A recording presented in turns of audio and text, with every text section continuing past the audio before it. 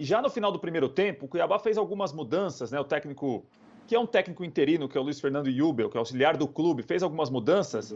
Essas mudanças dificultaram o jogo para o Flamengo, né? E o segundo tempo foi uma outra história.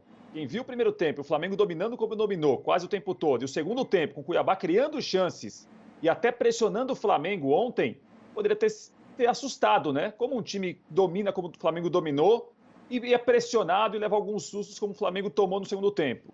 Tem muito a ver com as alterações do Cuiabá e tem a ver também com uma atuação mais fraca do Flamengo. O Flamengo sofreu ali quase até o final para fechar o jogo com o Thiago Maia, dando a impressão que não precisava sofrer. A gente sabe que é difícil jogar o brasileiro, para ganhar os jogos, geralmente você tem muita dificuldade, mas as dificuldades me pareceram até maiores do que o jogo apresentava, principalmente pelo primeiro tempo.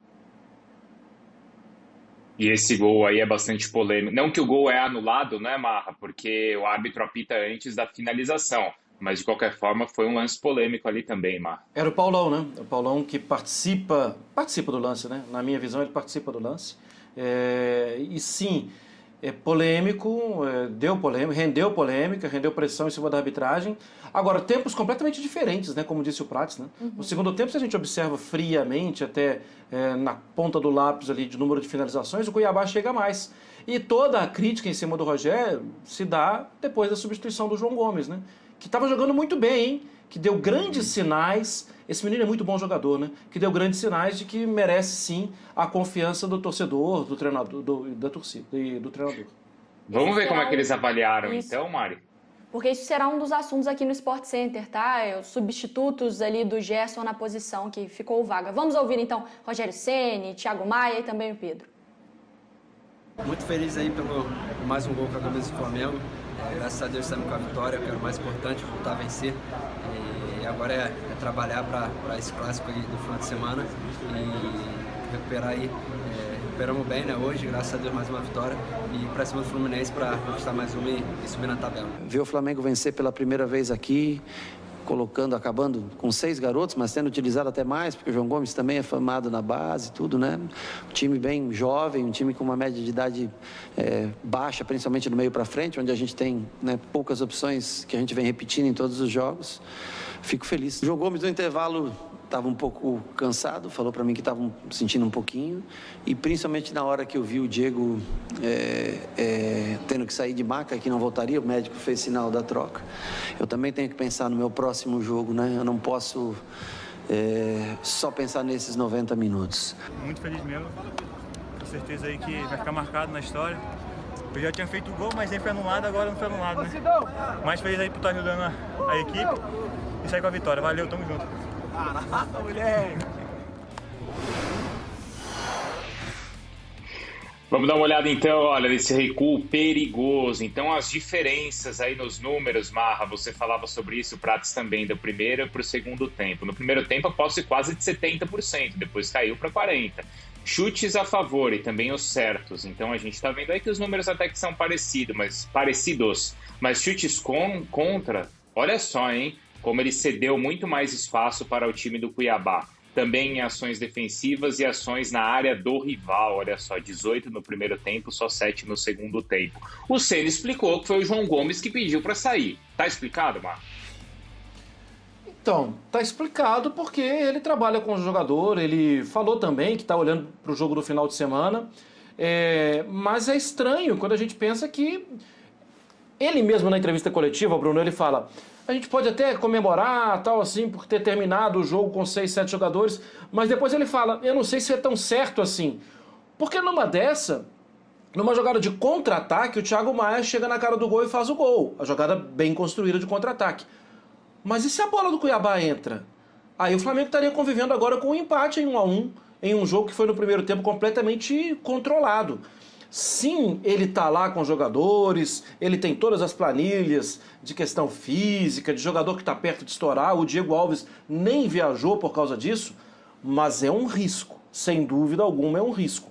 Olhar para os próximos jogos é uma tarefa que sim, né, Bruno? Ele tem muito mais que a gente, porque a gente quer queira, quer não, a gente dá uma olhada para a tabela como um todo, mas o técnico ele é cobrado por isso, ele recebe salário para isso, né, para conseguir colocar isso numa planilha, fazer todo o planejamento. Só que o jogo não estava definido. O risco é grande. E a bronca, como sempre, né, Prates? A gente sempre chega aqui no Sport Center e ou o Rogério Ceni está sendo elogiado ou ele está sendo massacrado. É claro que nas redes sociais alguns torcedores reclamaram, mas nesse assunto ali da tela, desse recuo perigoso, né, do segundo tempo diferente, já vinha acontecendo também, né, em outras partidas, que é um alerta até do próprio torcedor, que é essas mexidas, talvez diminuir um pouco essa intensidade. E aí a gente tem de saber, né, Mariana, o quanto é de responsabilidade só do treinador e quanto é de tomar de decisão de quem está em campo. Porque é difícil de imaginar que o treinador, quase sempre no intervalo, fala o seguinte: olha, gente, a gente está ganhando o jogo, agora recua. Né? Às vezes o contexto do jogo te leva a isso, às vezes no campo com uma vantagem você muda a maneira de jogar, de se posicionar. Eu acho que não dá para colocar tudo na conta do técnico, nem coisas boas, nem as coisas ruins. Né? E eu desconfio seriamente que parte da torcida do Flamengo que vai às redes sociais pedir fora a Ceni, independentemente do que o time faça ou não no campo, já tem uma psicologia reversa nisso, hein? Isso aí já virou psicologia reversa. É o seguinte, o time venceu, esses jogadores são muito bons, hein? Olha esse elenco, eu vou te contar uma história. É bicampeão brasileiro, campeão da América, não tem pra ninguém. O time empatou, perdeu. O quê? Não tem técnico. O elenco é muito pro técnico, o time é muito bom pro treinador. Não é por aí. O Rogério Ceni tem os erros e os acertos, como outros técnicos têm também. Né? E eu acho que tem uma avaliação da figura, análise pessoal muitas vezes sobrepõe aos fatos. Isso acontece em qualquer equipe.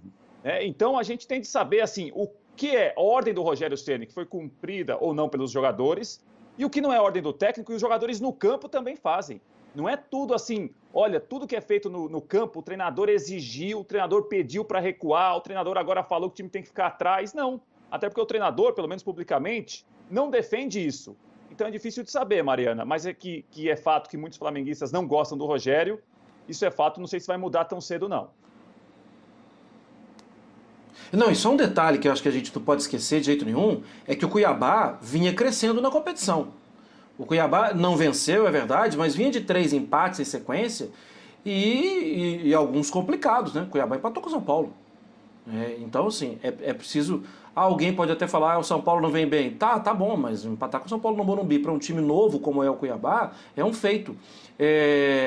O Flamengo venceu o jogo. Quando a gente analisa, é que a gente sabe que o potencial é maior. E as mudanças, quer queira, quer não, elas influenciaram em uma queda de rendimento na segunda etapa. Ontem venceu o jogo. É preciso tomar cuidado. Mas tem uma coisa, Prats. Quem insiste com o Michael é o Rogério Ceni também, né? É no jogo na chuva, no jogo no seco, no jogo em tudo que é lugar, né? Tem algumas coisas que eu concordo com as críticas do torcedor. E tem coisas que eu concordo também, Bruno. O que a gente tem de, eu acho, que avaliar é o seguinte: se tudo que de ruim acontece ou que não dá resultado é culpa do técnico, será que ele não tem mérito nenhum quando tem resultado também? Sim, porque senão vai ficar a seguinte situação: olha, o time venceu, esse time é muito bom, esses jogadores resolvem qualquer coisa. O time não venceu, não tem treinador. Aí eu acho que fica até desigual a algum tipo de análise, porque a coisa ruim é culpa do técnico, a coisa boa o técnico não tem mérito nenhum, é só quem joga. E não é bem por aí, né? Mas, Marra, aí o que eu te pergunto, assim, onde está esse grande problema e onde o Rogério Ceni tem que atacar para talvez conseguir essa paz? É em intensidade? É em fazer um futebol mágico? Onde o Rogério Ceni tem que arrumar aí? Porque, querendo ou não, ele foi campeão, claro, com algumas críticas. Ontem venceu também, claro, com algumas críticas. Mas onde ele tem que fazer essa virada de chave acontecer? Não, é incrível, Mariana, porque eu não tenho essa resposta. Porque há algum tempo eu falava, não, os títulos vão dar alguma tranquilidade. Ele já ganhou os títulos. Não tem como. Sabe por quê? Porque é uma rejeição que vem de algo que ele construiu na carreira dele. Isso, certo? Em outro clube. Que é maravilhoso, né, certo, para uma torcida, mas que para outras é uma rejeição que, como o Marra falou, nem com o título ele conseguiu apagar, né, Marra? Não, e assim, eu não tô com isso falando que ele não comete erros. A gente falou aqui, segundo tempo ficou, o Cuiabá poderia ter empatado, gente. Porque sim, porque a saída do João Gomes, porque o Cuiabá melhorou, só que venceu. Só que, assim...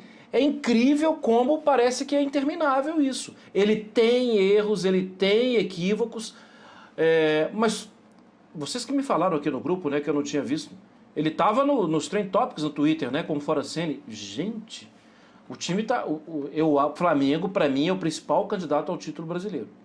Seria, então, um tricampeonato em sequência. Que coisa incrível, hein? Que coisa incrível.